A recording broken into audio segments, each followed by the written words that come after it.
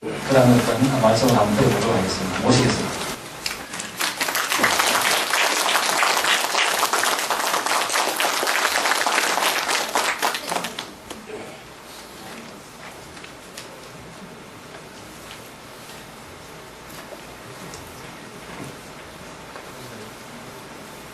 예, 안녕하십니까. 방금 정락 교수께서 소개해 주신 백두현입니다. 제가 이 조선시대 부부에 대한 이야기를 하려고 하니까 지난 6월 달에는 바이러스 때문에 아주 난리가 나서 못했습니다.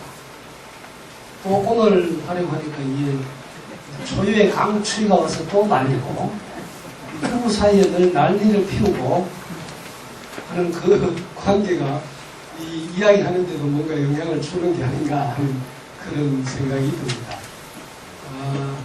제가 공부를 하면서 조선시대 한글 자료들을 많이 읽었습니다.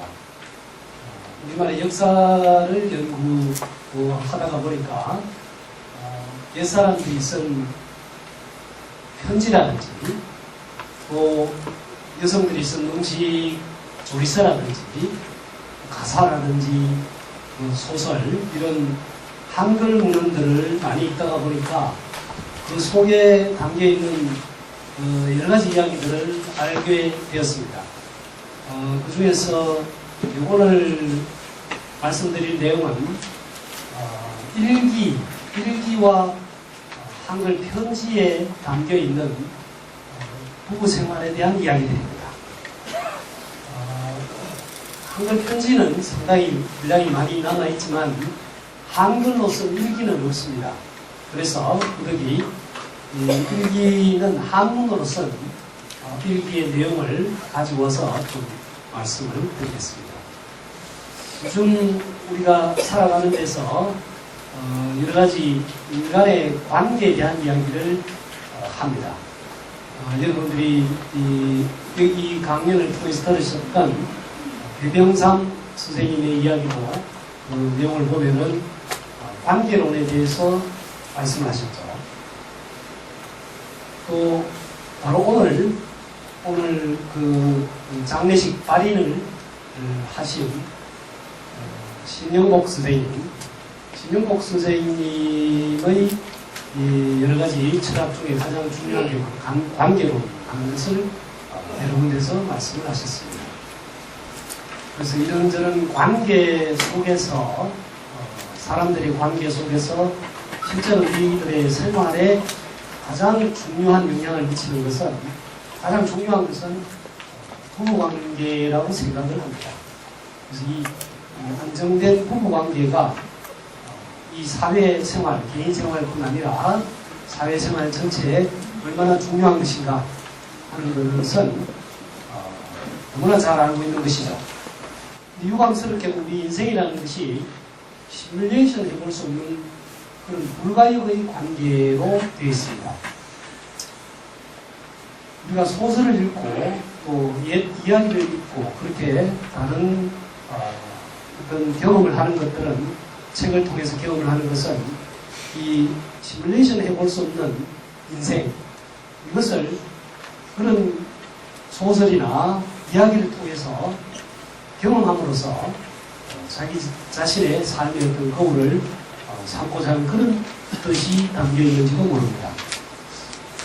오늘 우리가 이 편지와 일기 속에 담겨 있는 이야기들은 바로 이와 같은 시뮬레이션과 같은 그런 의미에서 우리가 옛 선비들의 삶 속에서 부부들의 관계가 어땠으며 이것을 통해서 지금 우리를 한번 비추어 보는 그런 시간을 한번 가져보고자 합니다.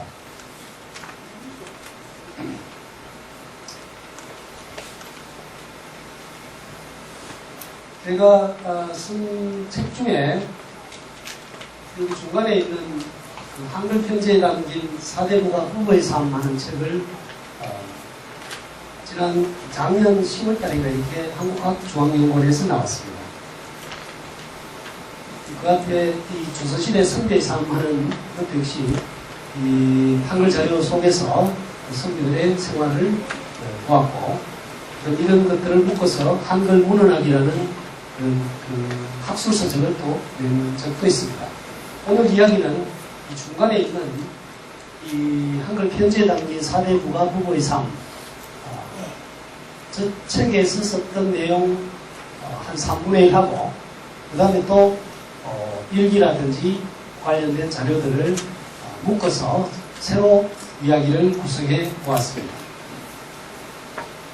전체 이야기의 차례는 4부분으로 되어 있는데요. 먼저 이 혼인과 부부라는 의미부터 한번 살펴보고, 그 다음에 4대부가 개인 기록에 나타난 그 부부의 삶을 두 가지로 한번 나눠서 보고, 세 번째로 부부간의 조화로움을 지키는 그런 내용들이 또 글 속에 어떻게 나타나 있는지, 이런 내용들을 보고 맨 끝에 이와 같은 것들을 통해서 원론한 부부관계라는 것은 어떤 방향으로 볼 수 있는지 제 생각을 말씀드리도록 하겠습니다.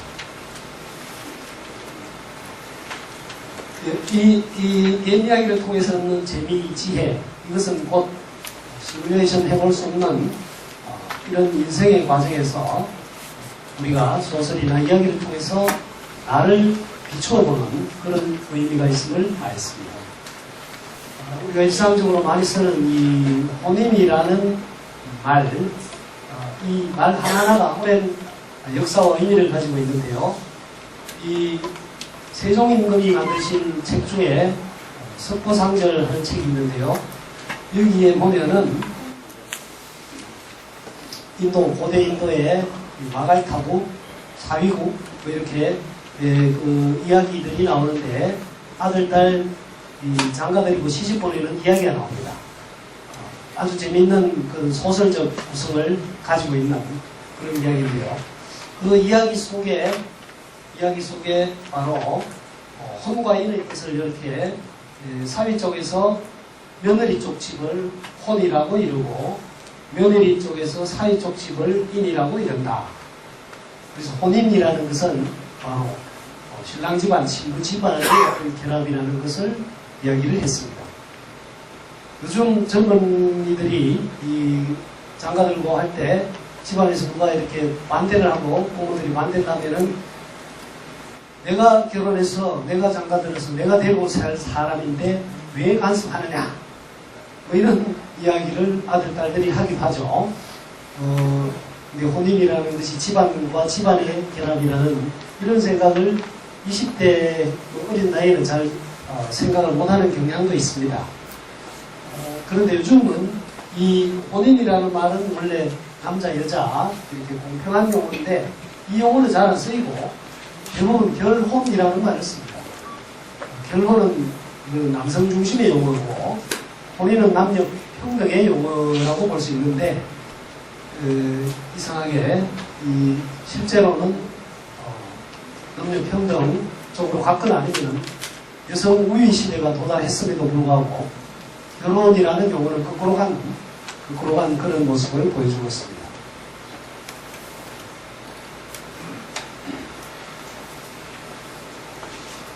사람이 맺고 있는 여러 가지 관계 속에서 가장 중요한 근본이 되는 관계가 바로 부부관계고, 이 부부관계에서 모든 가족관계가 생겨나게 됩니다.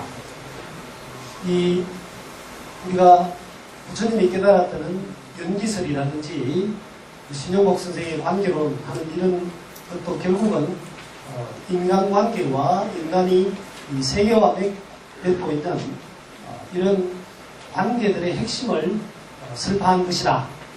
이렇게 볼 수 있습니다. 그래서 사회에서 모든 관계가 생겨나는 기세의 원천이 혼인이기 때문에 우리 이 조선시대 사회에서 그렇고 지금도 이 혼인에 대한 국가적인 여러 가지 정책들이 많았습니다. 거기에 대한 이야기들은 제가 글에서 썼던 그 내용에 몇 가지 정리가 되어 있습니다. 그 중에서 이 정조 임금 때 이 가뭄이 아주 심했는데, 이 가뭄이 심한 비를 부르기 위한 하나의 정책으로 노처녀와 노총각을 혼인시키는 그런 정책을 썼습니다. 그래서 매달 그 성과를 보고하게 하는 그런 이 정책을 펴는 도중에 마지막에 남은 김씨와 신씨 부부, 신씨 노처녀 노총각을 혼인을 시키고 나니까 비로소 비가 내렸다 하는 그런 이야기가 있어서 당시에 가장 탁월한 학자였던 그 이등무에게 시켜서 그 일을 기록하게 했습니다. 그것이 바로 김신부부전이라고 이렇게 기록이 남아있는데, 그 글의 내용은 제가 쓴 그 글 속에 담겨 있습니다. 하늘이 감흥해서 이 부부간의 관계를 만들어서 하늘의 감흥이 이처럼 빠르다 해서 그 비가 내린 것을 아주 음양조화의 정책과 연결시켜서 그렇게 이등무가 써놓은 글이 있습니다. 김신부부전 속에 있죠. 이등무는 여기 계신 분들 많이 익숙한 이름이죠. 익숙한 이름인데 이 사람하고 아주 늘 따라다니는 인물이 박제가고, 그 다음에 널리 알려진 인물은 아니지만은 백동수라는 분이 있습니다. 이 무예도보 통지라는 이 책을 이 세 사람이 정조의 명을 받아서 썼는데, 바로 이 이등무는 백동수와 천안매고관입니다. 이 세 사람이 다 서출들이죠. 세 사람이 다 서출인데 아주 뜻이 맞고 서로 학문적 교류가 많았던 분들인데, 이런 글들 속에서 무예도보 통지라는 이런 책을 인연으로 해서 이 사람들이 자기들의 뜻을 펼치려고 했다는 그런 이야기도 곁들여져 있습니다.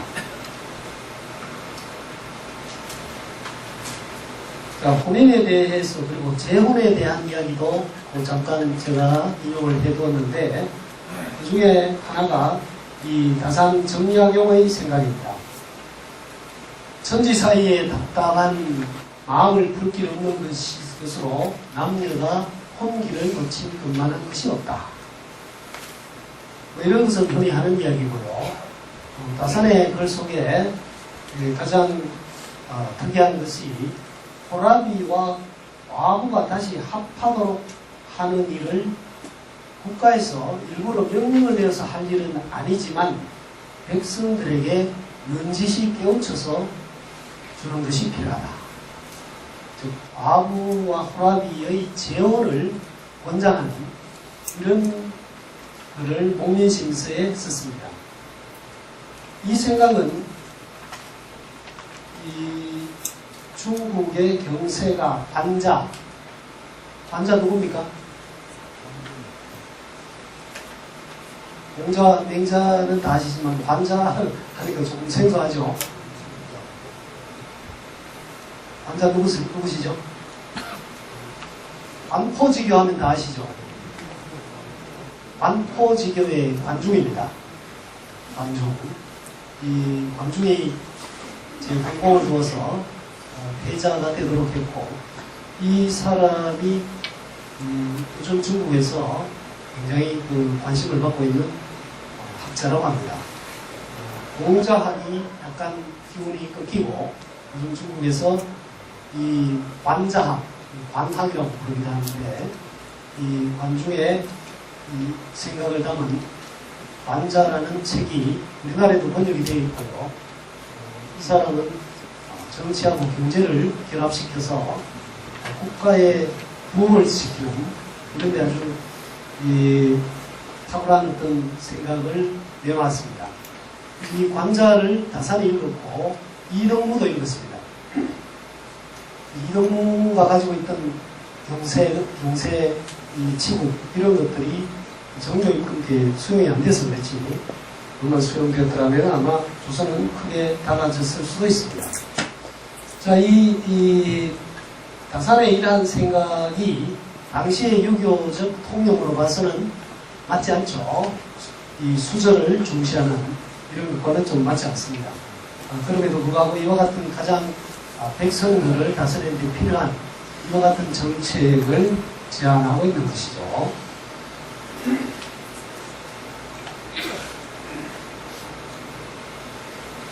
자, 이러한 것들이 요즘도 국가에서 혼인을 권장하는 정책으로 이어지고 있습니다.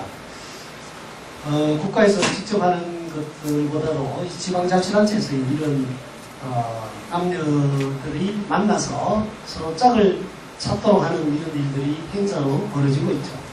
회사에서도 일어나고 있고 여러 차원에서 이루어지고 있는데 요즘 실제로 이 결혼하지 않는 이유 젊은 청년들은 사실은 하고 싶어 하는데 여러 가지 여건상 하기 어려운 그런 상황이 되어버린 게 더 심각한 문제죠. 이와 같은 행사를 한다고 해서 별일이 아니다 라는 이런 생각들이 많습니다. 우리가 부부 유별이라는 말을 합니다. 아까 정락 선생님이 이 부부간에 서로 공경하고 부부간에 손님 대하듯이 대하라 하는 이런 이야기들이 옛날 선비들의 글 속에서도 있고요. 이 허목의 형님된 분이 바로 이런 부부간에 공경하는 이런 것으로 여러 가지 칭송을 많이 받았다 그런 이야기를 제가 그 글 속에 인용을 해두었는데 실제로 그게 잘 되었겠느냐, 실제로 잘 되었겠느냐 하는 그런 부분은 조선시대에 특히 평민 쪽으로 내려가면은 사대부가에서 이 신분 아래로 내려가면은 상황이 또 매우 달라졌다. 그 사례도 해남 유시가에 나와 있는 박의헌이라는 그런 사람의 이야기를 제가 인용을 해둔 적이 있습니다. 근데 보통 가장 기본적인 윤리 강령은 바로 이 부부 유별이었습니다. 이 부부 유별이 나오게 된 근원이 바로 이 소학에 있습니다.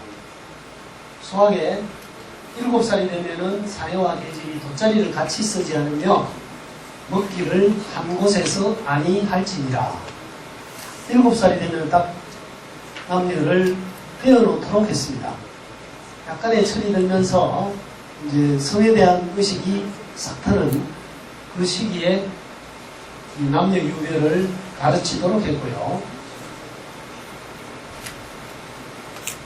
15살이 되면 비늘을 꽂고 20살이 되면 남편을 맞아 의지하되 연고가 있으면 23살에 부인할 것이다. 이 비늘을 꽂는다는 것은 이제 성년이 되는 것이고 20살을 본인 정년기로 이렇게 세워놓고 있습니다. 빙내로 하면은 아내가 되고 그저 가면 첩이 되는다. 빙하는 게 이게 찾아간다는 뜻이고 찾아간다는 뜻인데 남자가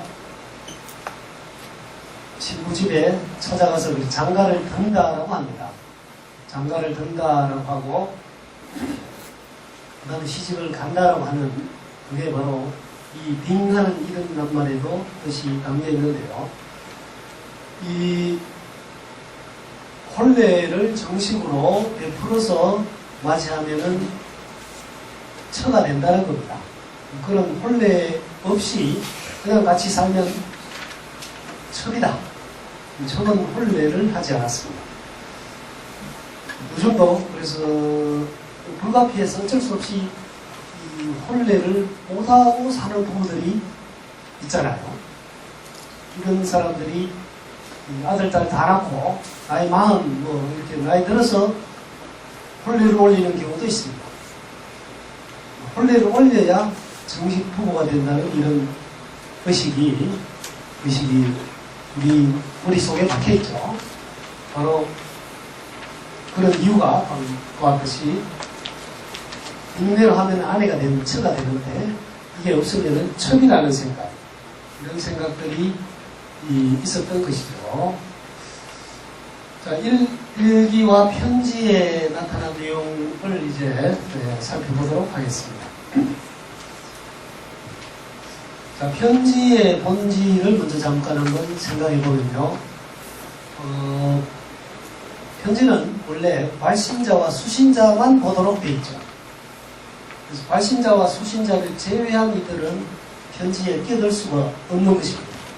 그래서 메타적 소통 방식이 편지입니다. 그래서 편지는 이 주고받는 사람들 간의 내면의 아주 깊은 정서, 마음, 이런 것들을 서로 교류할 수 있는 속 깊은 생각을 서로 드러내기 좋은 그런 효과적 수단이 바로 편지입니다.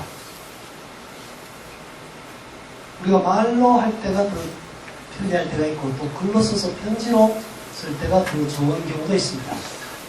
여기 계신 분들도 편지 일하는 걸 다 써보셨겠지만 집안의 이 형제들이라든지 집 가족간이라도 만나서 말해도 되는 것도 편지로 써서 해서 소통이 훨씬 더 잘 되는 경우도 있습니다. 제가 아이들을 키우면서 그런 걸 몇 번 경험을 했습니다. 아들, 딸에게 말로는 잘 안 되고 해서 글로 써가지고 편지를 주어서 이렇게 맺혀 있는 부분을 풀기도 한 그런 경험도 있습니다. 그것은 바로 이 편지가 가지고 있는 어떤 독특한 깊은 정서의 교류, 마음의 교류, 이런 어떤 매체가 될 수 있기 때문이죠. 옛 편지는 기본적으로 이 부부 간에 주고받은 편지가 한글 편지에 가장 많습니다. 한글 편지는 지금 전하고 있는 한글 편지의 거의 한 6할 정도가 부부 간에 주고받은 편지입니다. 남자와 남자 간에 주고받는 편지들, 즉 아버지와 딸이 주고받는 편지는 의문 편지를 썼지만 아버지와 아들이 주고받는 편지는 하문으로 썼습니다. 그래서 한글 편지는 수신자, 발신자 둘 중에 하나는 여성입니다. 그 중에서 특히 이 부부간에 주고받은 편지가 가장 많습니다.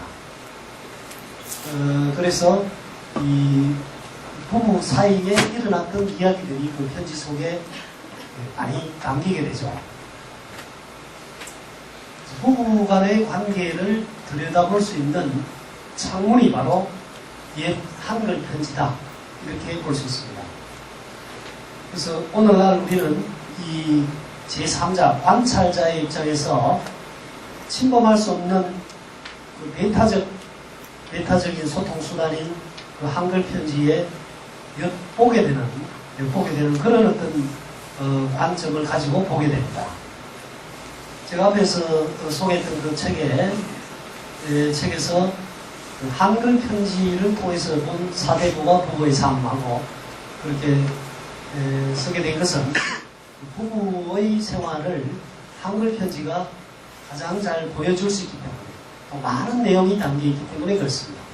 오늘 여기서 소개하는 몇몇 사례도 그 중에 하나라고 할 수 있습니다.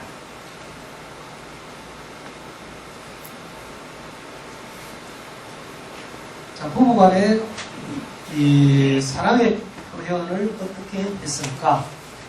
옛날 점잖은 사대부가에서 부부간의 사랑 표현을 어떻게 했는지 어떤 자료 찾아봐도 찾기가 어렵습니다. 한글 편지 위에는 이런 자료를 보기가 어렵습니다.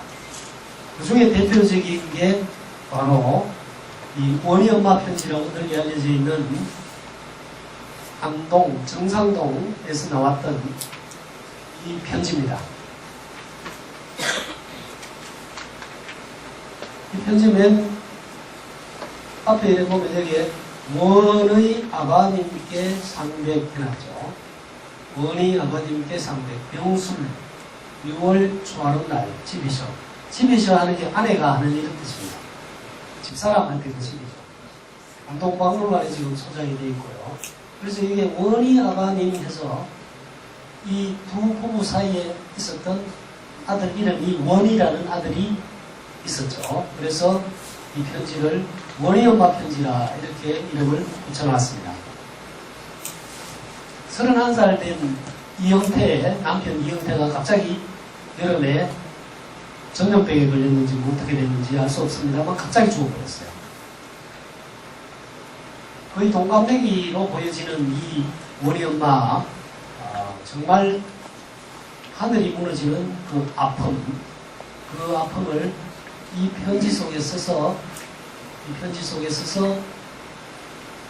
관 속에다가 넣었습니다.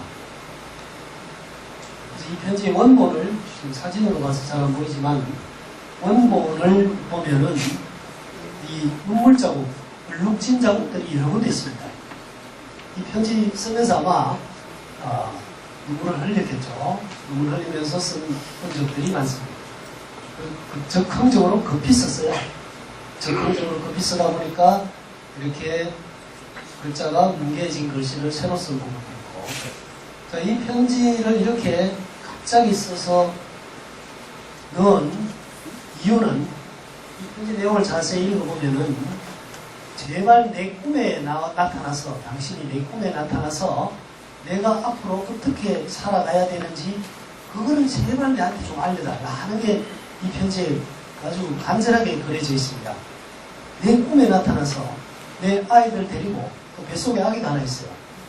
이 뱃속에 아기 태어나면 내가 도대체 당신 없이 어떻게 살라고 먼저 갔느냐, 나에게 나타나서 그 앞으로 살아갈 방도를 좀 이야기를 해달라, 이런 아주 간절한 사연을 담고 있습니다.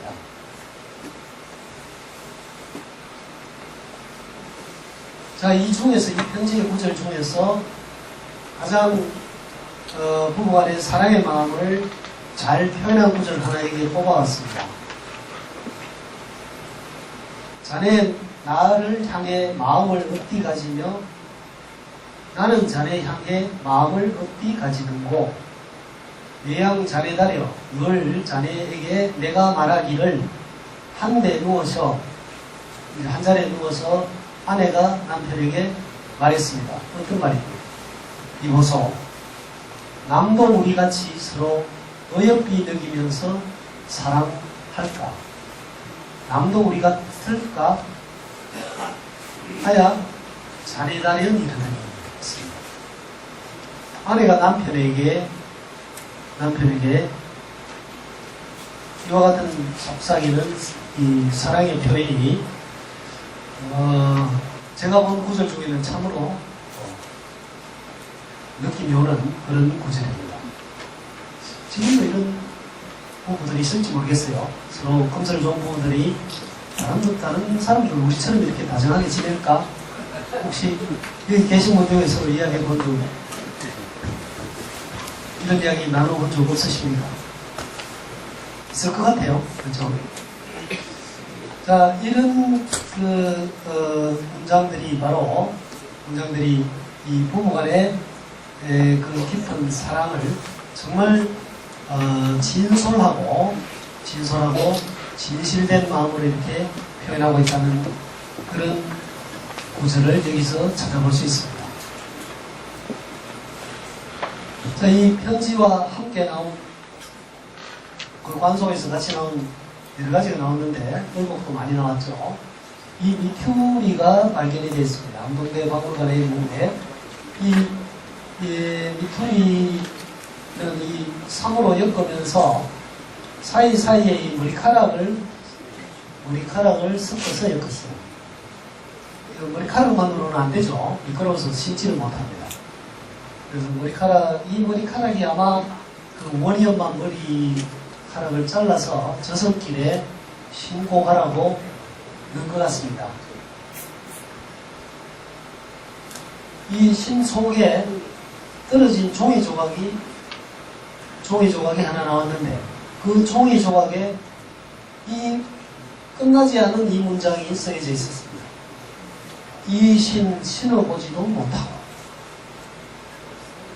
종이 조각에 이런 글이 쓰여져 있었습니다. 아마 이 글도 그 아내, 원희 엄마, 아내가 쓰지 않았을까. 이 원희 엄마는 성씨를 모릅니다. 이영태는 고성희 씨입니다. 그래서 이 편지를 쓴 주인공의 성씨를 알아내려고 그 고성희 씨 족보를 뒤져봤습니다. 뒤져보니까 이영태가 있고 이영태 밑에 아들 성회라는 아들 이름이 있습니다. 뱃속에 있었던 아기 이름인지 그 앞에 태어난 아기인지 하여튼 아들이 하나의 이름이 올라가 있고 이영태 옆에 있어야 될 무슨 씨, 이씨, 김씨 하고 그 부인이 그 자리에 없어요. 왜 없을까요?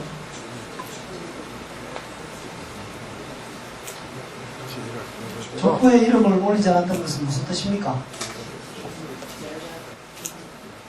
그 원희 엄마는 그 집안의 사람이 되지 못했던 거죠. 그래서 재가를 했다라고 밖에 볼 수가 없습니다. 16세기 이게 1568년, 86년 이럴 텐데 이 16세기 후기는 재가 많은 게 이런 게 그렇게 크게 험된 이야기가 아니었습니다. 이 여성의 어떤 수절이라든지 관념 이런 것들이 확고하게 굳어지는 것은 거의 18세기쯤 가서 굳어지고 16세기, 17세기에는 훨씬 더 좀 개방적인 자유로운 그런 분위기였어요. 그래서 이영태 이 부인도 친정 아버지가 와서 데려가거나 청상과부가 되면은 친정에 와서 친정에서 데리고 가기도 했습니다. 시집 보낼 때 알려보냈던 재산까지 다 회수합니다. 물론 회수 안 하는 경우도 있지만 아마 이영태 부인은 그 편지 속에서 꿈속에 나타나서 내가 어떻게 살라고 당신이 와서 말해달라고 이렇게 이야기하던 게 아마 꿈속에 실현이 돼서 이영태가 나타나서 당신 제가 해서 살아라. 제가 해서 살아라. 라고 아마 이야기를 했던 것이 아닌가. 실제 충분히 그럴 수도 있습니다. 우리 역사에 보면 그런 경우도 많이 있죠. 그래서 아마 족보에 그 이름을 올리지 못하고 성도 모르는 여인이 되었습니다. 근데 이 글씨가 정말 잘 쓴 것입니다. 당시에 어느 집안 여인인지 모르겠지만 집안에서 아주 교육을 아주 잘 받은 그런 부인 같아요. 한글서에 뛰어난 고수들한테 이 글씨에 대해서 물어봤습니다. 제가 글씨를 보고 받은 느낌이 좋아서 물어봤더니 이 한마디로 거침없는 글씨다 이렇게 해요. 거침없는 글씨다. 잘 쓰려고 이렇게 뭔가 좀 예쁘게 써보려고 하는 그런 것도 전혀 없고 그냥 쓰고 싶은 대로 쓴 아주 거침없는 글씨로 요즘 이런 글씨 한글 써야 하는 사람들이 쓰기가 어렵다고 합니다.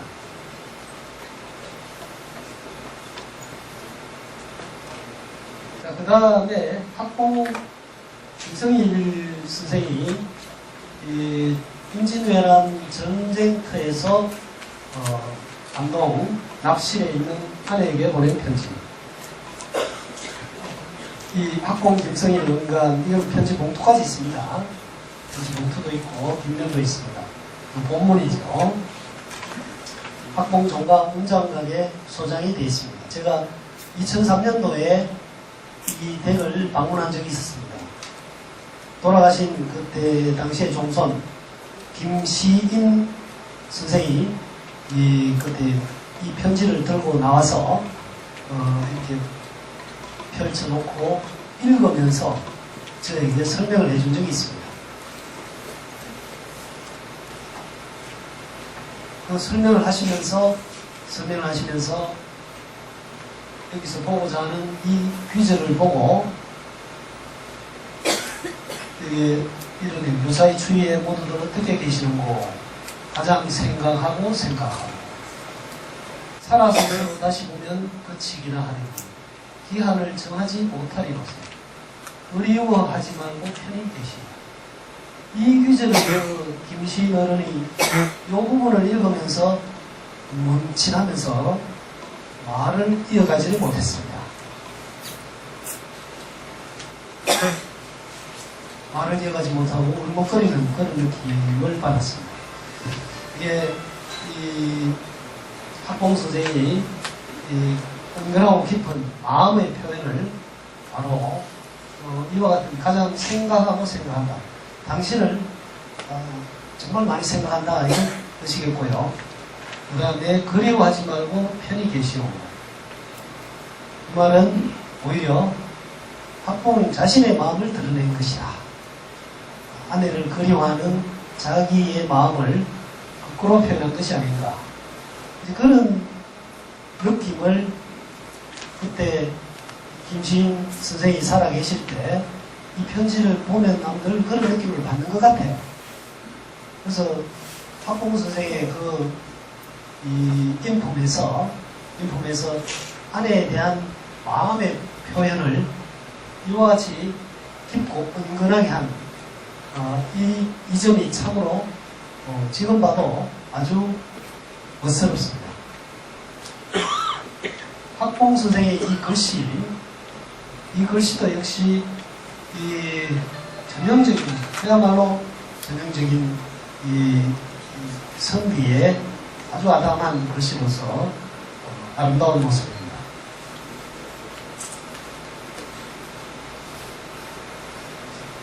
지금까지 두 사례는 이제 아주 부부간에 서로 사랑한 사례였는데, 이제 그 반대되는 이야기들을 한번 보도록 하겠습니다. 부부간에 싸우고 갈등하는 모습. 부부싸움, 흔해 빠진 거 아닙니까? 그죠? 부부싸움 안 해보고 사는 사람 잘 있겠습니까? 자, 이문근의 국제일기라는 게 있습니다. 이 국제일기는 이미 잘 알려져 있죠. 이분도 역시 그 16세기를 살았던 분인데, 이 아내 김동희라는 이름이 밝혀졌는데요. 이 이름이 밝혀지게 된 사연이 있습니다. 앞에 이혁태 부인에게 성씨도 모르는데 이분은 이제 이름과 성씨까지 다 드러나 있죠. 우리 조선시대 여성들의 삶을 보면은 혼인하기 전에는 이름을 가집니다. 아명의인이 이름으로 이름을 집에서 써서 부르고 하는. 일단 혼인을 하고 난 뒤에는 이름은 없어지고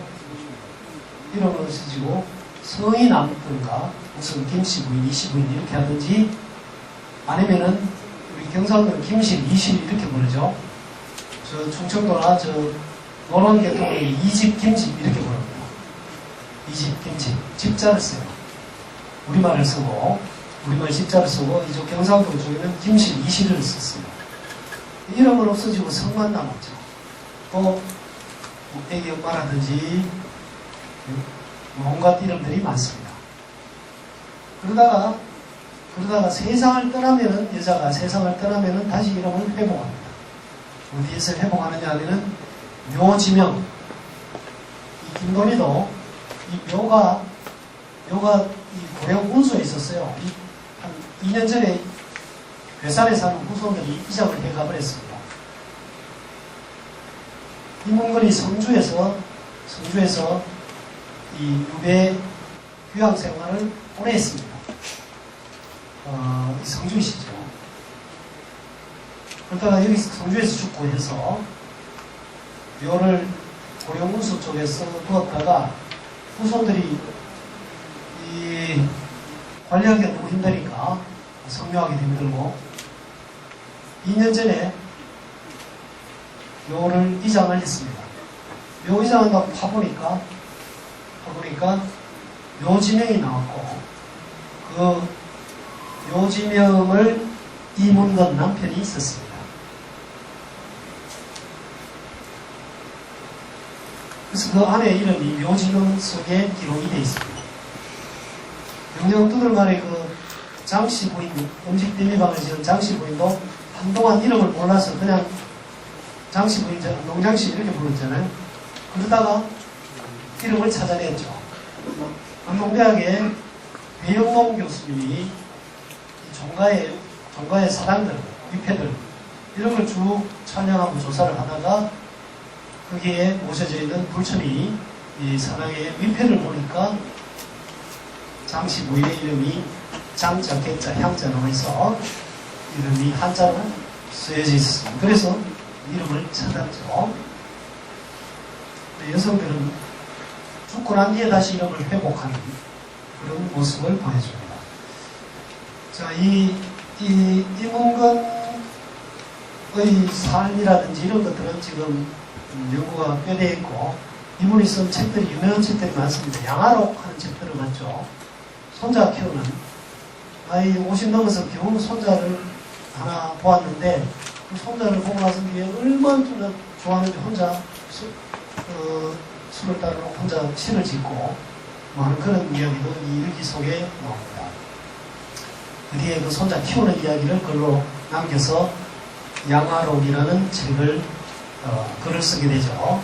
이분은 이 남긴 글을 가지고 아주 널리 알려지게 된 그런 분인데 국제일기로서도 유명하고, 그 다음에 한글 비석, 한글로 쓴 비석을 이분이 만들었어요. 그래서 한글 비석 아버지, 이분들의 아버지 어머니 묘 옆에다가 한글 비석을 만들었습니다. 물론 비석의 정면은 한문이고요. 비석의 측면에다가, 양쪽 측면에다가 하나는 한글로, 또 하나는 이두문으로 해서, 한문으로 해서 이 비를 넘어뜨리는 자는 재앙을 입으리라 라고 이렇게 딱 써놨습니다. 정말 똑똑한 사람이죠. 그러니까 아무도 그 비에 손도 못 댔어요. 손도 못 대고 옮기지도 못했습니다. 지금 저 서울에 한 4년 전에 이게 보물로 지정되었는데요. 지금 서울이 자꾸 확장되다가 보니까 그 도로를 내야 되는데, 아파트 단지들을 수하면서 도로를 내다가 이 묘를 이장을 해야 됐어요. 그래서 묘를 이장 공사를 못하고 작업하는 사람들이 아무도 거기에 크레인을 찍으려고 생각을 한 사람에서 모두 다 공사를 못했습니다. 그래서 한참 동안 그 도로가 이렇게 우회에 가서 직선도로 못 내고 우회에 노원구에 있습니다. 그 우회하도록 만들었다가 다시 한 7, 8년 뒤에 어떤 계기가 되는지 묘를 한 40m 정도를 옮겼습니다. 저 아래에 있던 것들을, 산발치 저 밑에 있던 것들을 위로 옮겨가지고 그 산줄기 바로 한 몇십 메다 이장을 했어요. 하고 그 다음에 그 보물로 지정하고 뭐 이런 작업들을 했는데, 이 한글 비석의 한글을 이 이문건 일기에 보면은 이 추운 겨울에 이 정과 망치를 들고 와서 그 오늘은 글자를 석자를 새겼다, 뭐 이런 일기를 그렇게 써놓은 기록도 있습니다. 그래서 한글 융비라는 그런 아주 희귀한 자료를 남겨서 또 이 사람의 이름을 얻었고, 이 국제일기 그 속에는 설공찬전하는 한글 소설도 필사되어 있었어요. 그 이면집에. 한글과 인연이 많은 그런 분이라고 할 수 있습니다. 자, 이 두 사람이 이 부부싸움하는 모습이 이문건의 일기에 그려져 있습니다. 그 책에 조금 더 많은 문장이 있고 여기서 몇 개 놨습니다. 성주에 귀황살이 하면서 이문건은 동부성지까지 했습니다. 동부성지하고 해서 청와대 비서실 같은 데 근무하는 셈이죠. 그래서 관직에 있고 이 나름대로 세력이 있으니까 성주 부사라든지 뭐 이런 사람들이 이문근을 찾아와서 무슨 민원 애로사항이 있으면 청탁을 넣고 이런 일들을 많이 했어요. 그래서 이문근은 이 성주의 귀환살이 하지만은 여전히 정치적 영향력을 가지고 일종의 정치 브로커처럼 그런 역할을 하게 되어 있습니다. 그러다 보니까 부사의 잔치에 초대받아서 성주구에 있던 기생들하고 같이 놀기도 하고 또 기생들 데리고 합천 행사 가기도 하고 뭐 이런저런 일들이 벌어지는데 그 과정에서 이 기생들을 만나게 되었는데 그 이야기를 전해 들은 아내 김돈이가 기생들하고 놀고 오면은 바가지를 엄청 끌고 됐습니다. 그 바가지 긁는 문장주에 뭐 이런 것들을 이렇게 번역해서 옮겨놨습니다.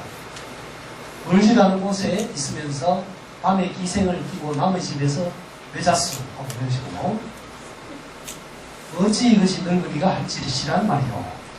아내가 상심해서 잠도 못 자고 밥도 못 먹으려는 것을 생각하지 못한단 말이오.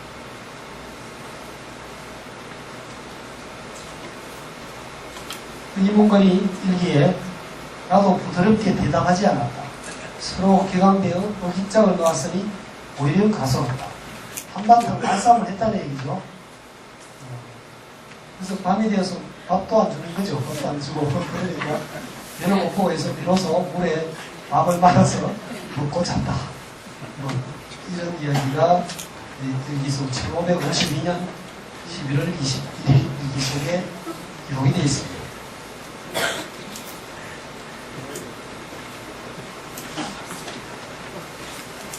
그 다음에 이 성주구에 있던 종대, 기생 이름이 종대였어요. 종대가 좀 예뻤는지, 그 종대가 이제 이문건을 접대하고 계속 옆에 붙어가지고 이렇게 하니까 이 김돈이가 종대를 못 만나도록, 남편이 이제 종대와의 교류를 끊도록 굉장히 요구를 했습니다. 종대가 당신 시중을 들지 못하게 나한테 약속을 해라. 이렇게 요구를 하니까 이문건이 이 부인이 그렇게 상심을 크게 한다면 애첩이라도 버릴 수 있는 것. 천한 희생하고 내가 사랑에 빠지는 일은 없을 것이다. 이렇게 말로 넘어가려고 하죠. 김돈이가 아내가 어찌 사랑하는 기생과 정을 끊어버릴 수 있겠어. 계속 데리고 노세요. 이런 말로 또 비아냥거리고 하루는 이문건이 아내를 이렇게 다독이려고 기생 가운데 예쁜 애가 없다. 당신 걱정 안 해도 된다. 뭐 이런 말을 하니까 아내가 하는 말이 종대가 생각나서 또 그런 소리 하죠. 하고 또 바가지를 걸고 됐습니다. 그래서 이문건은 정말 질투가 많은 여자가, 투기가 정말 심한 여자가 내 아내다 라고 그렇게 이야기를 써놨습니다. 한편으로 이 아내가 이제 병약해서 병을 앓았는데 이문건이 아내를 위해서 약을 짓고 탕제를 직접 꺼내서 이렇게 치료하는 이야기가 또 많이 나옵니다. 당시에 그 한의학을 연구하는 사람들은 이 육제기를 가지고 어떤 병에 어떤 약을 약재를 썼는지 이문건이 자세하게 기록을 해둬서 연구를 하고 있습니다.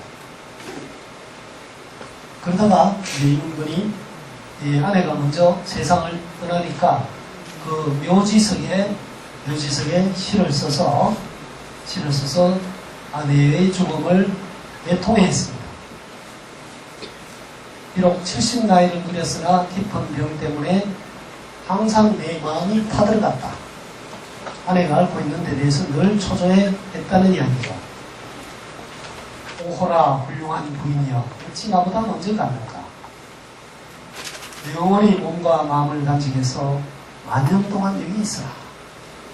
뭐 이런 아내에게 바치는 그런 헌시를 써서 묘지벽에다가 새겼습니다. 이문건의 진심은 기생하고 잠시 놀기도 했겠지만 이문건의 진심은 역시 이 아내를 사랑했던 그런 그의 마음을 이런 시 속에서 볼 수가 있습니다. 1566년에 이문근의 직접선 필적이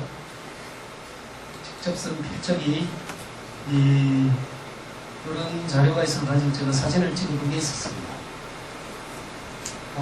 선대가 보존해왔던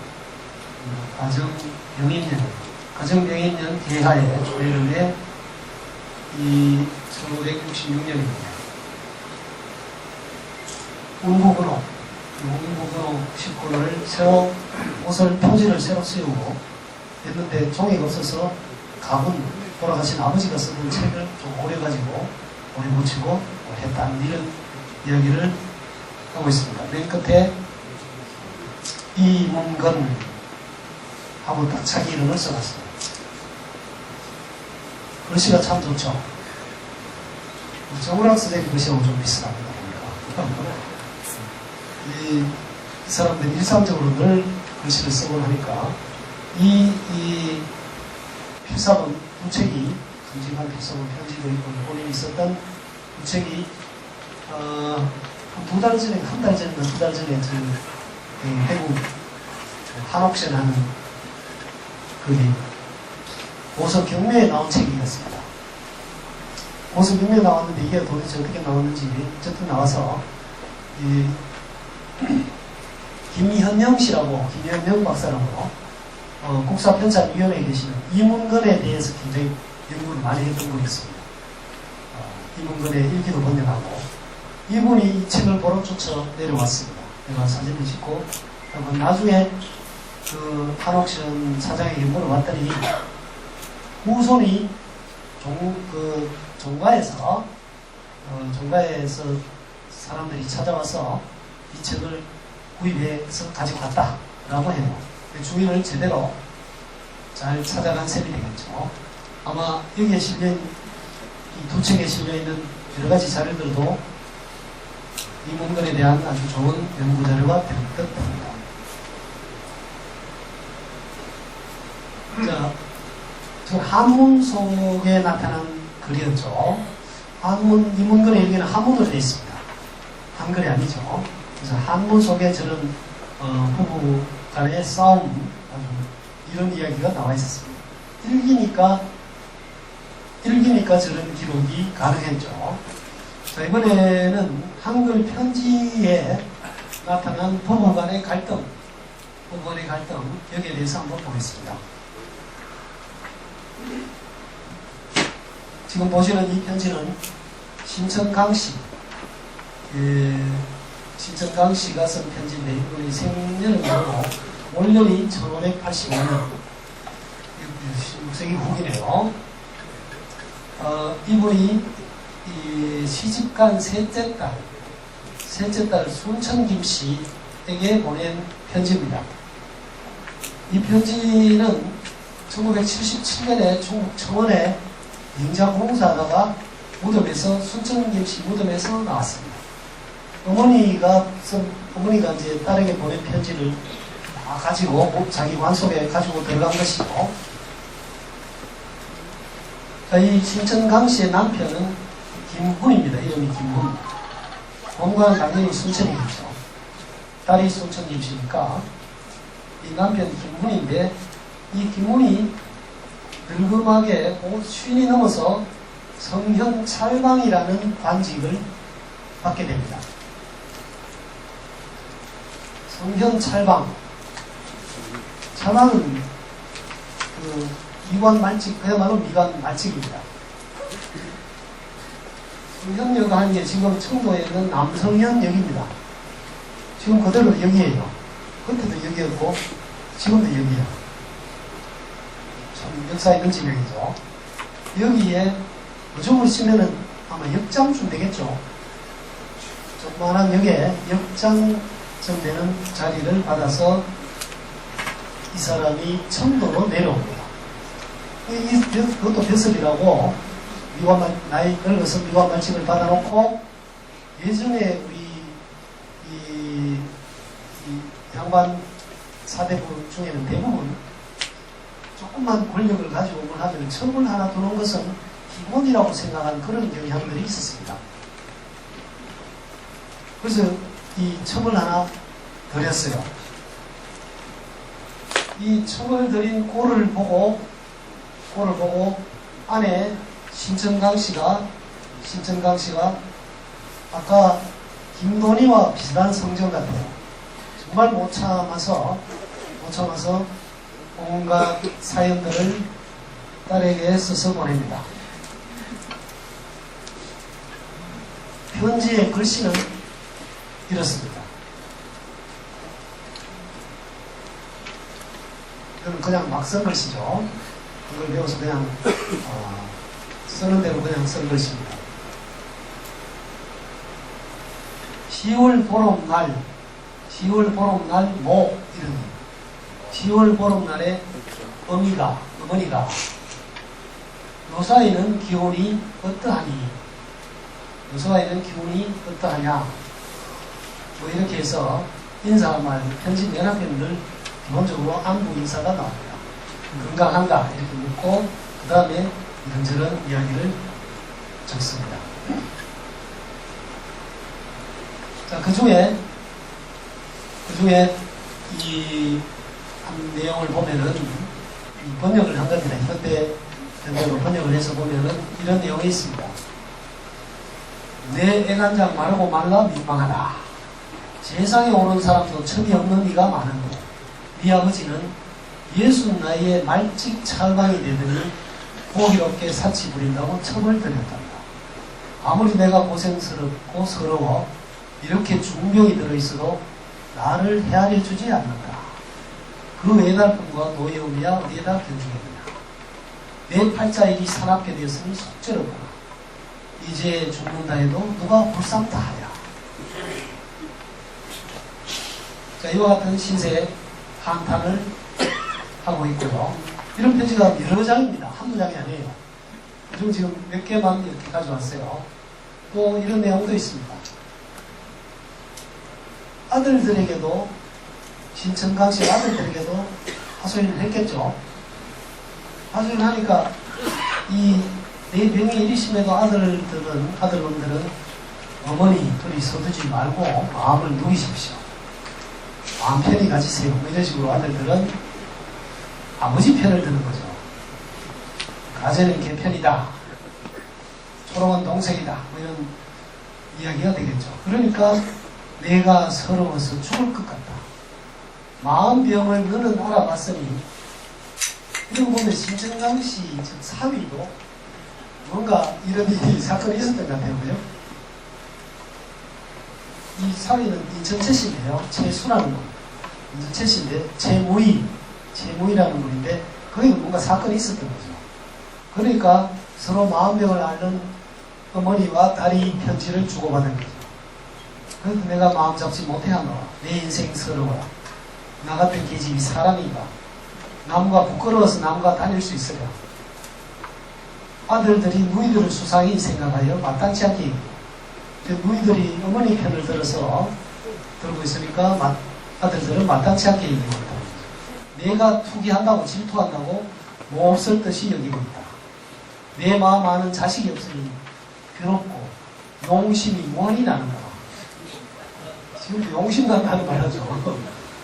그래서 마음의 상처를 굉장히 크게 받고 있는 모습들이 편지에 나와 있습니다. 이런 내용도 있습니다. 종에다가 막 이렇게 쓰면서 내가 이런 사연을 100권에 쓴다 한들 다 쓰겠느냐. 세원을 사위를 말합니다.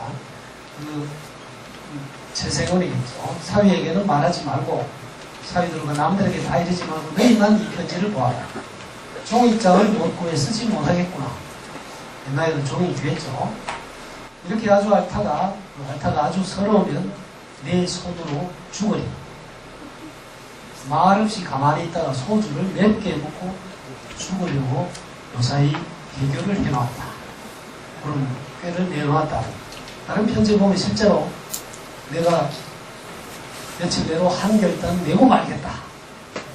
한결단 내고 만다는 그런 내용도 있습니다.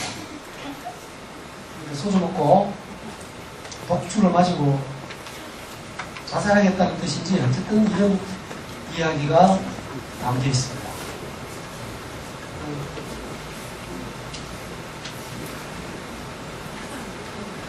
제가 이 강의하기 위해서 이런저런 자료를 찾다 보니까 이 두 분의 묘를 찾아냈어요.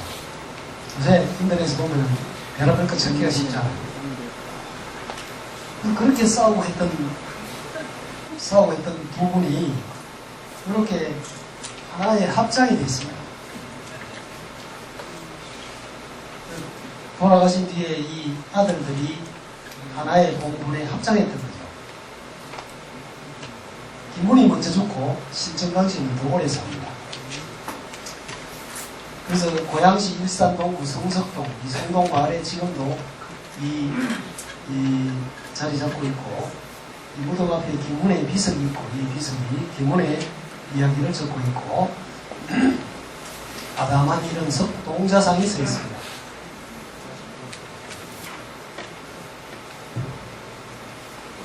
이야기가 나온 김에 이 아들 이야기를 잠깐 해드리겠습니다.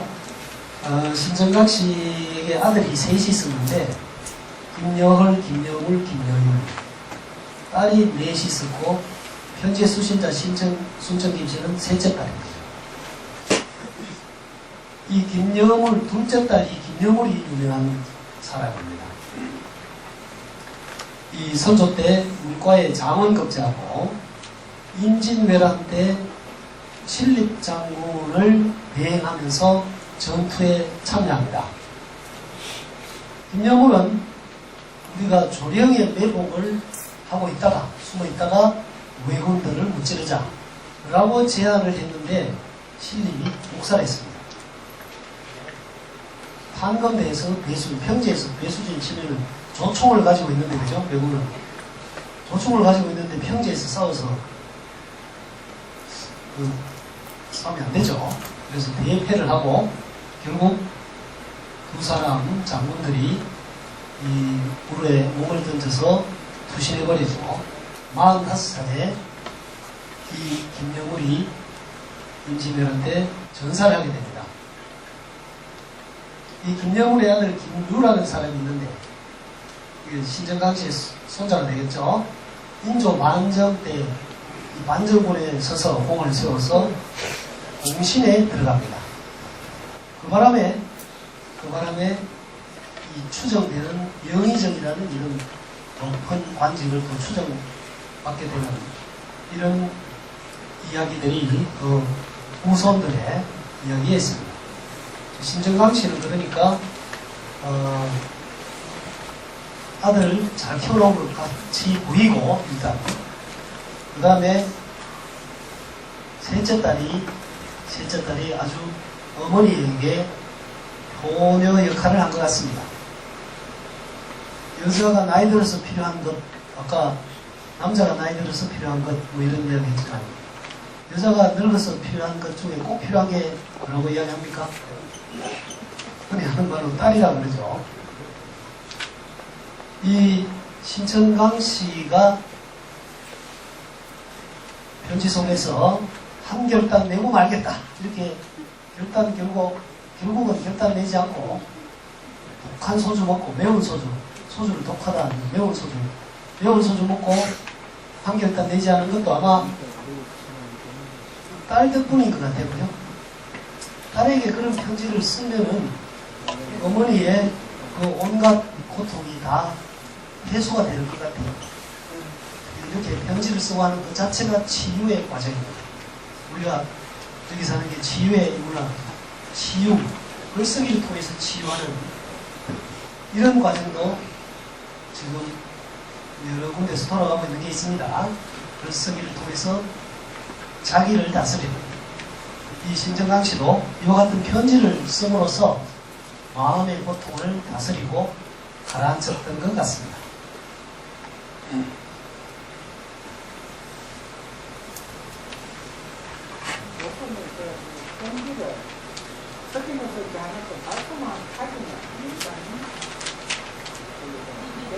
아니, 발송 다 했으니까 딸 손에 들어가 있죠. 딸의 무덤 속에 나온 겁니다. 이 편지가. 예, 어머니가 딸에게 이제 편지를 보냈고, 딸이 그것을 보고, 지금 제가 소개를 안 했지만, 이 신정강 씨가 편지 쓰면서, 이걸 너만 보고 불에 태워 버려라. 불에 살아라, 불에 살아라 몇 번이나 써놨습니다. 근데 불에 안 살고 가지고 간 거죠.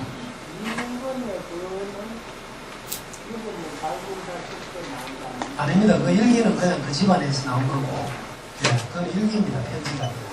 그러니까 인문건 맨 밑에 나온 건 묘지명의 그 시, 그것은 전부 속에서 나옵니다. 자, 이 갈등과 뭐 등등을 극복하고 또 편지 속에 서로 아주 다독이면서 보살펴가는 삶을 살아가는 모습을 좀 보도록 하겠습니다. 현봉박씨 언간이 바로 지금 우리가 잘 알고 있는 현풍의 그 소래마을이죠. 소래마을 뒷산이 대니산입니다. 대니산. 밑자가 공자님의 그래서 공자를 머리에 이고 있는 산. 도동선이 거기 있습니다. 그 산 꼭대기 맨 끝에 성문산성이 있는데, 그 산성에서 이 곽주의 아내 진주 하씨 무덤이 있었어요. 그 무덤을 이장하는 과정에 편지가 나오고 또 많이 나왔죠. 이것은 운경재단에서 세웠던 지금은 없어졌지만 분들바구 박물관이라고 있었습니다. 분들바구 옆에 박물관이 있었는데 그 박물관에서 가지고 있다가 분들바구 이 박물관이 없어지면서 지금은 이 국립대구박물관에 이전이 되어서 대구박물관에 대부분의 편지가 있고 우리 경북대학 도서관에도 한 장이 있고요. 이런저런 내용들이 다채롭게 있는 그 편지 속에 이 곽주가 아내에게 보낸 편지 내용이 굉장히 다양하고 많습니다. 이 편지에 대한 이야기는 제가 썼던 책 중에 조선시대 한글 편지를 본 조선시대 성비의 삶, 곽주의 이야기를 그 책에서 좀 많이 소개를 해두었습니다. 그 중에 곽주의 편지 내용 중에 여러 가지 내용이 많이 있지만 여기서 소개하는 것은 딸을 낳아도 나는 괜찮소 그런 편지입니다. 그 편지 곽주가 아내에게 보낸 편지에 보면은 딸 이름이 6이나 나옵니다. 6. 딸을 계속 낳은 것 같아요. 딸을 계속 낳고 있다가 나중에 이제 아들 셋을 낳는데 하씨가 전처에 아들이 하나 있었어요. 전처에 아들이 23살 되던 해에 하씨가 첫 아들을 낳습니다. 자기 배에서 난 첫 아들을 낳게 돼요. 이런 과정 속에서 딸을 위해 여러 명 낳았습니다. 아들을 학수고대하고 있는 그 와중에 이 하씨가 출산을 위해서 친정에 갔습니다. 그 친정은 조금만 내려가면은 그 현풍에 조금 내려가면은 창녕 옥야면이라고 있습니다. 옥야, 오야라고 불렀어요. 그때는 옥야면 지금 그 달성보 있죠, 달성보 부근이라고 보시면 됩니다. 거기에 이제 친정에 갔는데 그 친정에 가 있을 때 이런 편지를 보내요. 다 읽을 수는 없겠고요. 이런 내용이 있습니다. 이달이 다 저물어 가는데 지금 또 아기를 낳지 않으니 틀림없이 출산일을 잘못 헤아렸는가 싶어입니다. 오늘 기별 올까 내일 기별 올까 기다리다가 우리의 은상이가 달려오니 종이름입니다. 내 놀란 마음을 자네가 어찌 다 알겠소. 산일이 진시도 이달이라면 오늘 내일 사이로 나을 것이니 3기가 시작하거든 부디 적시 사랑을 보내서 비록 딸을 또 낳아도 하는 건 딸을 많이 낳았습니다. 절대로 마음에 성이 여기지 마소. 자네 몸이 편하면 되지 아들은 관계치 아니하여 하네. 자네만 건강하면 되지 아들 딸을 신경 안 쓴다 이런 말로는 이렇게 하고 있습니다. 어쨌든 그래서 초조히 아내의 출산을 기다리는 이런 편지입니다. 또 아내에게 보낸 편지 중에 지금 옆에 이렇게 이런 종이 조각, 작은 종이가 작성이 되고 종이 조각을 이용해서 이렇게 편지를 쓰고 있습니다. 보리쌀을 아주 좋게 지어 쓰도록 해라. 보리쌀이 그치면은 밥에 불평할 사람이 많을 것이니 잘 지어서 써서 자네 팔자가 남의 불평을 들으라고 타고났으니 자네 팔자를 하나만하되 강자 부리는 사람의 탓일까? 강자 부리는 곽주 자신을 말하는 거죠. 3년은 눈을 감고 귀를 재우고 견디소. 3년을 노래 듣듯이 듣고 견디소. 뭐 이런 말을 쓰고 있습니다. 잔소리 3년 동안 기붕어리, 벙어리 뭐 그런 이야기 있잖아요. 이런 이야기가 당시에 불평하는 아내를 다독거리기 위해서 이와 같은 편지를 쓴 것도 있습니다. 곽주 이야기는 이야기를 하다 보면은 아주 재미있는 이야기가 너무 많아서 여기서 건너뛰고 한글 편지 이야기는 적고 그 다음에 이 학문에 능통했던 부인들 이야기를 조금 소개하겠습니다. 삼의당 김씨라고 있습니다.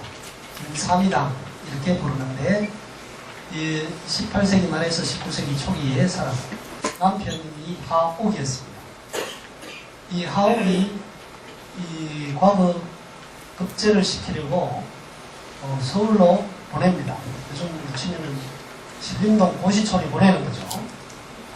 신림동 고시촌에 보내서 과거 공부를 하게 합니다.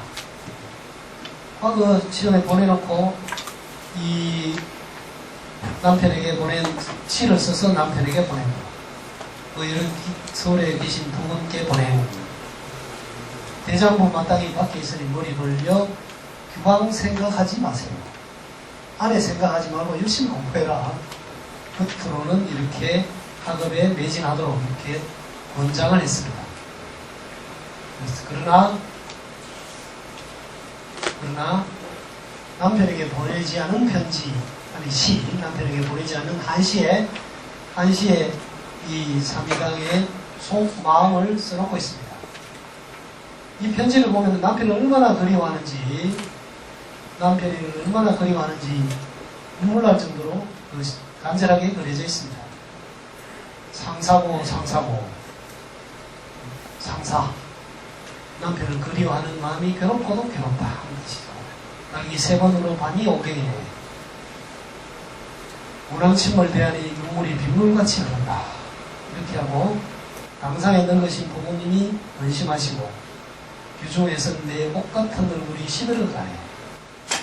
이렇게 아픈 마음을 시로 옮고 있습니다.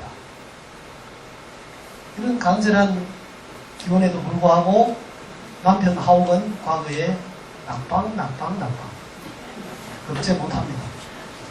급제 못하고 결국은 시골로 돌아가서 낙향해서 시골에 이 조그마한 전장을 지으면서 편안하게 인생을 보냈는데 이 삼위당이 지은 시 중에 그때 시들이 오히려 더 아름답다고 그렇게 이야기를 하고 있습니다. 그 다음에 또 유명한 여성으로 강정일당이라는 인물이 있습니다. 이 사람도 앞에 김삼위당하고 시대가 비슷하죠. 생존 시대가 비슷한데 이 정일당 강씨는 6살 아래 윤광년과 결혼을 했습니다. 그러니까 큰 누나뻘 되네요. 남편으로 아주 큰 누나뻘 됩니다. 그래서 윤광년이 아내를 잘 따랐습니다. 아내가 여러 가지 남편을 잘 지도한 거죠.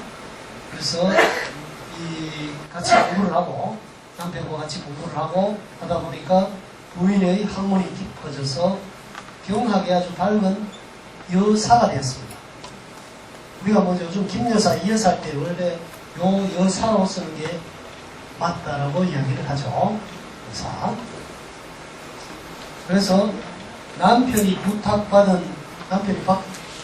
사람들한테 이런 글 저런 글 좀 써달라고 부탁을 남편에게 하면은 아내가 대신 서라든지 제발 묘지명 행장 대신 많이 써주었다. 강정일당 문집도 있습니다. 여성 문집 잘 없잖아요. 그죠? 그래서 남편과 같이 공부를 한 정일당은 성리학자라고 이야기를 합니다. 그 다음에 남편과 같이 공부를 하면서 시를 짓고 한 인물 중에 하나로 유이춘이 쓴 미암일기에도 그 안에 송덕봉, 안에 이름이 나옵니다. 송덕봉이라는 분의 이야기가 많이 나옵니다. 유이춘의 미암일기는 유명하죠. 여기에는 정말 중요한 사료들이 많이 담겨 있습니다. 자, 이 미암일기에는 안에 송덕봉이 가정경영을 어떻게 했는지, 여성의 역할, 조선시대 여성의 집안에서 어떤 일을 했는지 아주 잘 알려주는 그런 좋은 자료입니다. 남편과 시문을 지어 교환하기도 하고 명서를 공부하기도 하고 또 남편과 같이 사교 활동을 하고 밖에 야외에 꽃놀이를 가기도 하고 같이 이렇게 아주 즐기는 시간을 가지는 것도 그려져 있고, 또 남편 유이춘도 송덕봉의 재주를 아끼고 사랑해서 아내가 매우 현철했다. 아내의 현철함을 존중해서 그 조언을 받아들이는 부부 간의 소통이 아주 원활한, 이 대화를 많이 하고 같이 시를 지어서 주고받고 하는 그런 이야기들이 이 일기 속에 나와 있습니다. 이 아내 송덕봉이 친정 아버지가 죽으면서 이 딸에게 유언을 하나 했습니다. 내가 죽고 난 뒤에 꼭 내 비석을 하나 세워달라라고 유언을 남기고 죽었는데, 이 송덕봉의 친정의 오빠들이라든지 가정이 재정이 좋지 않아서 겨우 빗돌 하나 마련하고 글까지 이렇게 세웠는데 그 위를 옮겨가지고 할 그 마지막 일을 마무리를 못했어요. 돈이 모자라서. 그래서 그런 상황에서 이 유이춘이 전라감사가 됐습니다. 전라감사가 되니까 그 감사의 힘을 이용해서 우리 친정아버지 비석 좀 세워주세요 라고 요청을 했습니다. 유이춘이 한마디로 딱 거절했습니다. 민폐를 끼치는 일 나는 못한다 하니까 이 아내가 송덕봉이 장문의 편지글을 씁니다. 물론 한문입니다. 한문을 잘 썼으니까 한문으로 장문의 편지를 보내서 남편을 남복시키죠. 그 내용, 편지 내용에 보면은 이 유이춘이 꼼짝도 못하도록 이 아내 송덕봉이 당신의 어머니가 돌아가셨을 때 당신은 저 북쪽에 귀황살이를 하고 있었을 때 내가 3년상을 혼자서 다 치르고 당신은 제사 한번 못 지내고 하는 것을 내가 다 해내고 그런 여러 가지 자기의 그 공을 이 글 속에 쓰면서 이번에는 당신이 나를 위해서 뭘 하나를 해줄 때가 되었다 라고 이렇게 설득을 해서 유이춘이 더 이상 물러설 수가 없게 되었죠. 그래서 장인어른의 비석 건립 공사를 마무리했습니다. 그래서 두 사람이 말년까지 아주 검술 좋은 부부로 행복하게 산 것은 서로 글과 말로서 소통하고 상대의 뜻을 존중하는 이런 관계가 이 두 사람의 아주 이상적인 부부 관계를 보여주는 사례라고 할 수 있습니다.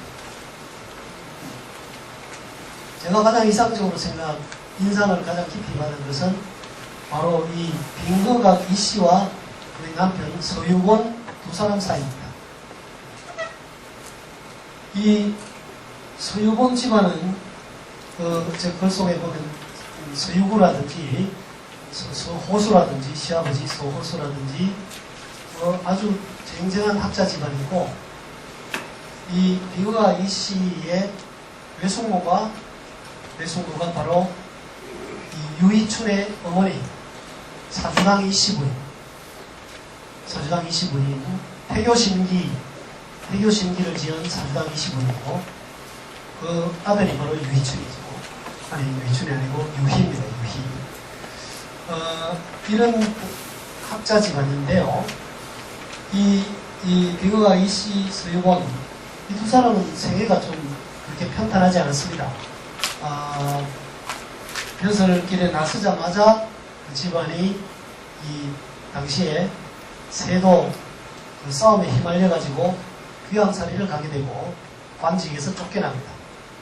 그래서 지금의 서울의 용산 부근, 당시 시골에, 서울에서 조금 외지죠. 서강, 한강을 흘러들어가는 그 서강대학하고 있는 그 이름 서강 있죠. 서강이라는 지역에서 살고 있었는데, 거기에 살면서 말년을 보냈습니다.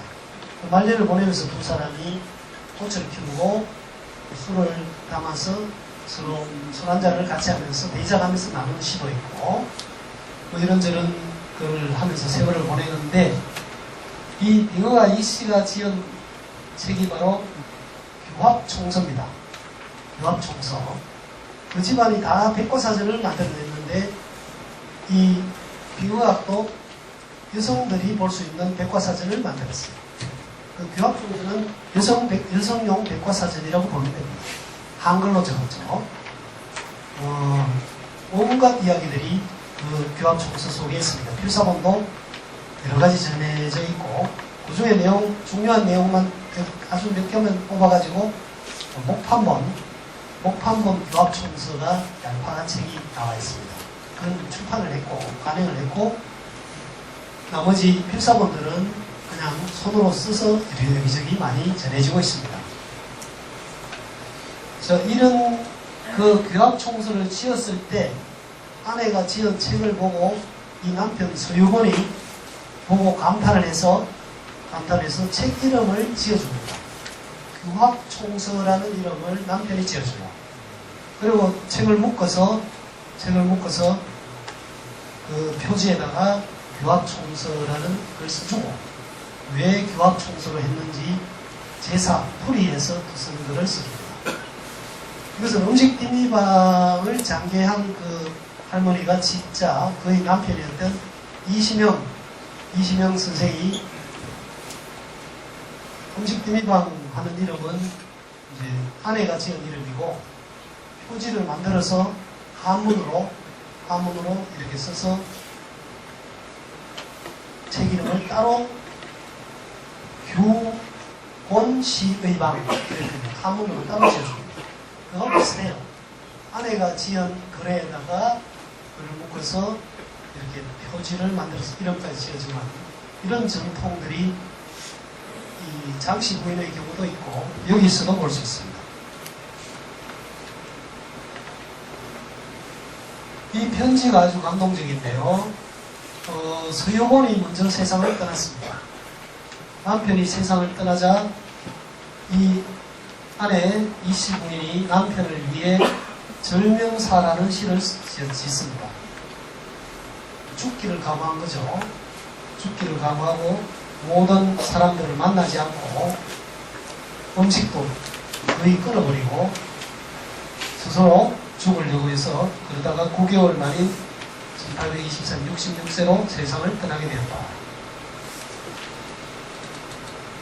여기에 이 절명사에 보면은 남편을 지기라고 부르는 지기. 이게 지기라는 말이 있죠. 지기. 그 다음에 지우라는 말도 있습니다. 지우. 아내와 남편의 사이가 지기 사이였다. 라는 거죠. 이게 참 놀라운 거죠. 이씨 부인이 워낙 박학하고 공부 학문이 있으니까 이 남편이 서유본이 아내를 굉장히 존중했던 것 같아요. 서로 학문으로서 서로 이해를 했던 지기, 지우, 부부 사이에 지기, 지우 간의 관계까지 간다는 게 정말 놀랍죠. 세상에서 가장 존경받기 어려운 사람이 아내한테 존경받기가 가장 어렵습니다. 소크라테스도 절대 그것 못했잖아요. 아내가 남편을 존경하고 하는 건 정말 어려운 일이에요. 그건 아까 이야기를 또 했습니다만 글 속에 있습니다. 그리고 이희 선생도 부부 사이에 늘 살 비비대고 같이 가까이 지내면은 서로 서로 이렇게 존경하는 마음, 그런 마음 낼 수가 없다. 그래서 부부 사이를 자꾸 이렇게 좀 서로 유의하는 사이로 만들려고 그렇게 이야기를 했는 거예요.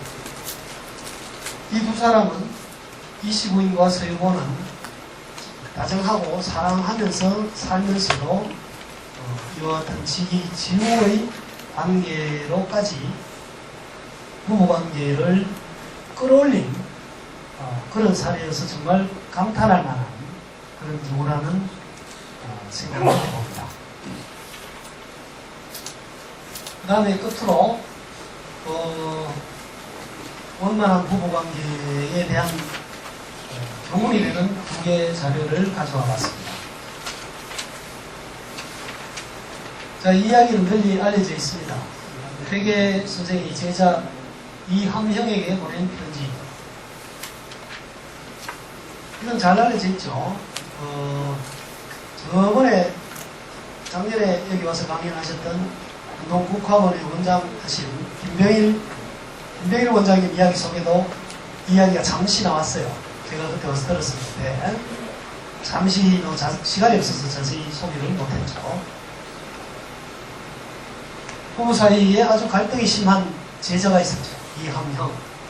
아내를 쫓아내려고 이혼하려고 하는 그런 관계로 아주 나빠져 있는 상황에서 회계 선생이 아들뻘 되는 제자에게 편지를 써서 주면서 가다가 아무도 없을 때 혼자서 봐라 라고 봉투에다가 비봉에다 써서 줍니다. 그 편지 중에 일부를 이렇게 소개해 놓았습니다.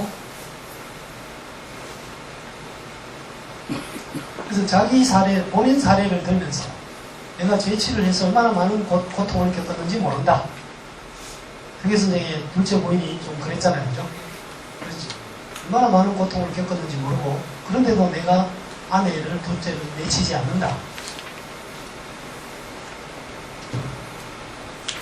그래서 제3숙고해서 심사숙고해서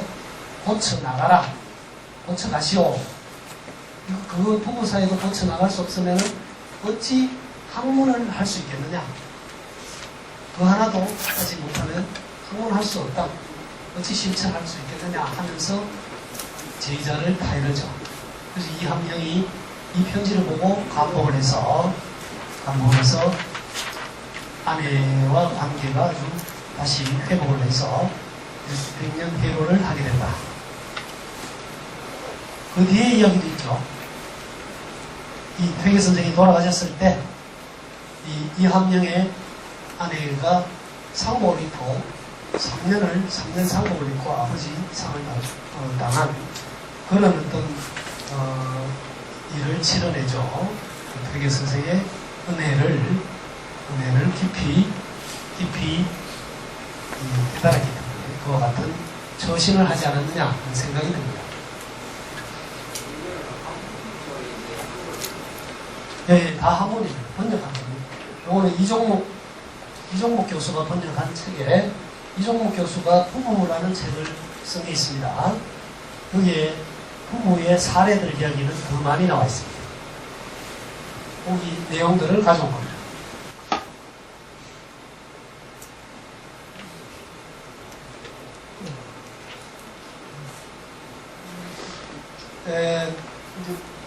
외국의 사례를 하나 가지고 책 소개를 해봤습니다.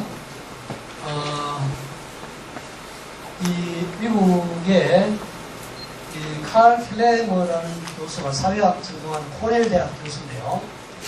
이 사람이 노인 65세 이상 노인 700명을 대상으로 해서 직접 설문조사 인터뷰 취재 이렇게 만나서 대화를 해서 연구를 했습니다.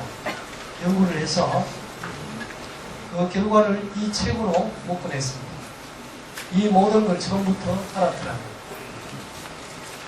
이 책이 비슷한 제목 책을 가진 게 또 하나 있습니다. 젊은 20대, 30대를 위한 책도 있어요.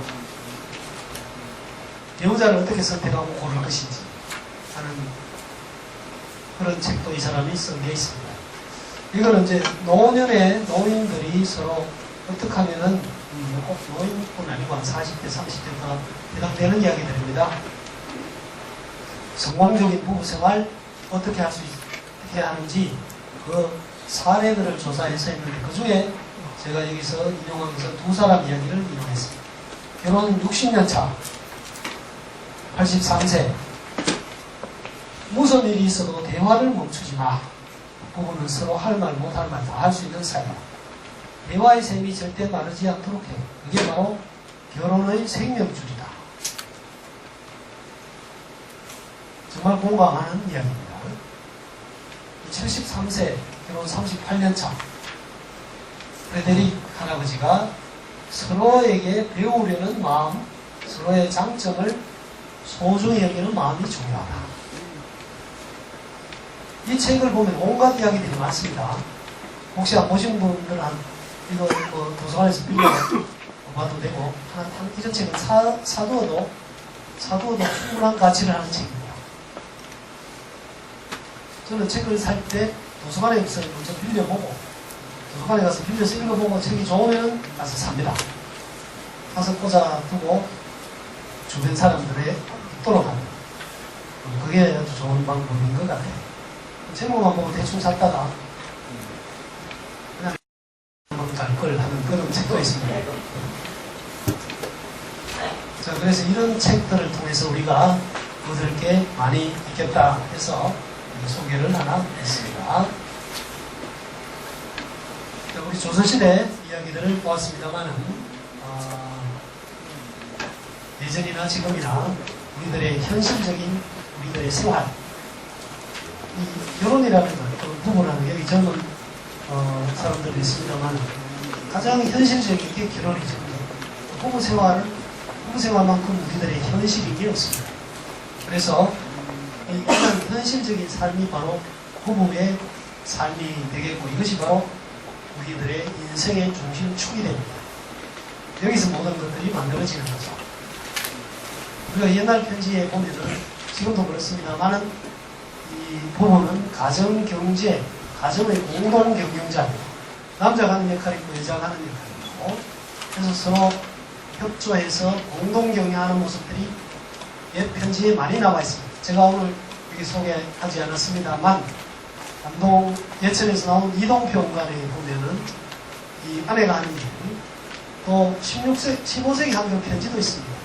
나싱글 원간에 보면은 남편은 군의 전방에 가 있고 고향에 있는 아내에게 온갖 일들을 다 관리하도록 일을 시키고 있습니다. 그래서 실질적 가정경영자이면서 인생의 동반자 역할을 하는 게 바로 부부관계다 라는 그런 이야기들을 볼 수가 있는 것이죠.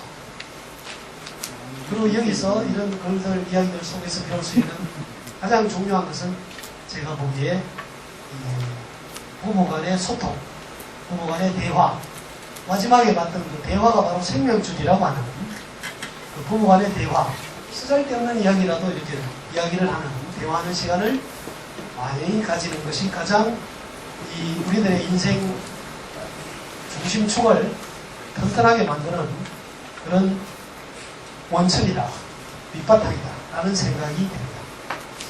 오늘 제가 이런저런 이야기를 했습니다만 이 이야기들 속에서 여러분들이 작은 것 하나라도 건졌으면 하는 것이 제 희망입니다. 이상입니다.